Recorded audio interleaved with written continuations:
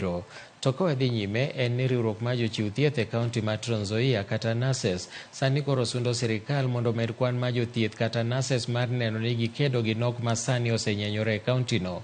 Giwacho ni tich ma gitiyo en mano mochuno. Ka kwan margi to ni piny mokalo ka koro chuno ni mondo mi giti kuom seche momedore ka gikonyo jotuo e ute mag thieth mag piny owacho. Bende gichiwo milome mar ndalo 14 ma ka dwaro margi ok otimore to gibiro bago ng'anyo.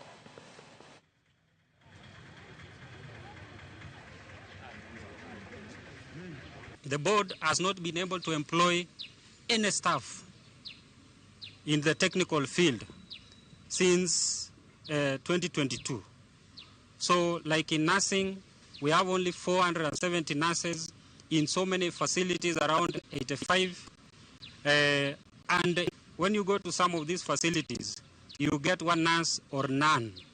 We'll go on a strike from the community level to Malokijana. All the 90 health centers and the hubs will paralyze service delivery in those areas.